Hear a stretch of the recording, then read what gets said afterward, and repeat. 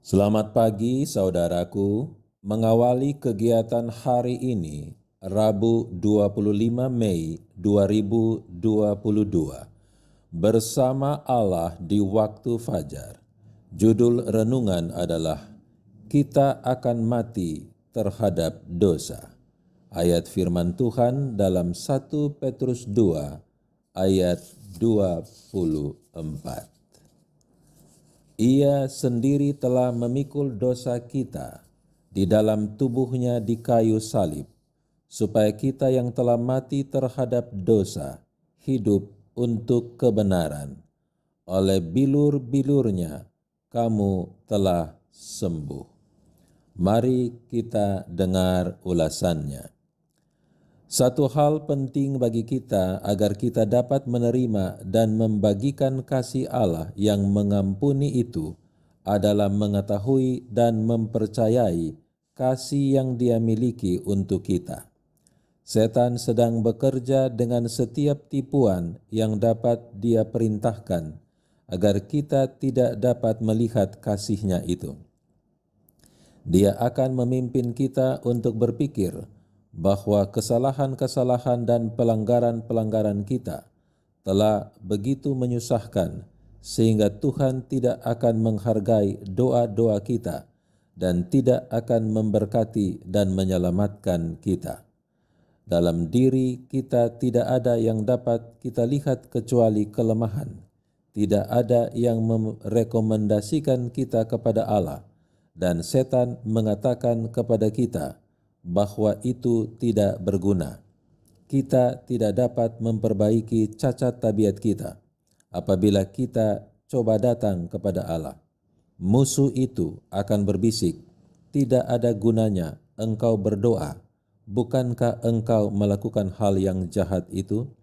Bukankah engkau telah berdosa terhadap Allah dan melanggar hati nuranimu sendiri?"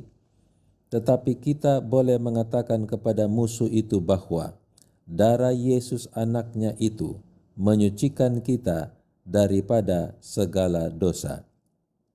Apabila kita merasakan bahwa kita telah berdosa dan tidak bisa berdoa, itulah waktunya untuk berdoa.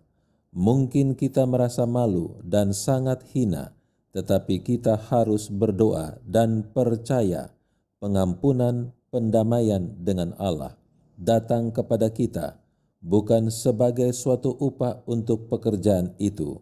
Itu tidak diberikan karena kebaikan orang-orang berdosa, tetapi itu adalah suatu pemberian kepada kita, memperolehnya dalam kebenaran Kristus yang tak bernoda sebagai dasar untuk memberikan. Saudara, jangan kita coba-coba memperkecil kesalahan kita dengan memaafkan dosa. Kita harus menerima penilaian Allah terhadap dosa, dan itu sungguh berat. Golgota saja dapat mengatakan kehebatan dosa yang mengerikan itu. Jika kita harus menanggung kesalahan kita sendiri, itu akan menghancurkan kita. Tetapi Dia yang tidak berdosa telah mengambil tempat kita. Walaupun tidak layak, Dia telah menanggung kejahatan kita. Inti perenungan adalah berdoalah di saat kita merasa tidak pantas untuk berdoa, karena darah Kristus menyucikan, dan doa kita perhatian sorga, sehingga apa yang tidak pantas kita terima justru dianugerahkan kepada kita. Mari kita berdoa. Bapa di sorga, kami pantas untuk mati karena kesalahan yang besar di mata-Mu. Tapi Yesus Kristus telah pikul ganti kami, dan kemerdekaan di dalam Kristus telah kita terima. Inilah kami Bapa, jadilah kehendak-Mu dalam nama Yesus Kristus. Amin. Demikian perenungan kita pagi ini. Tuhan Yesus memberkati. Shalom.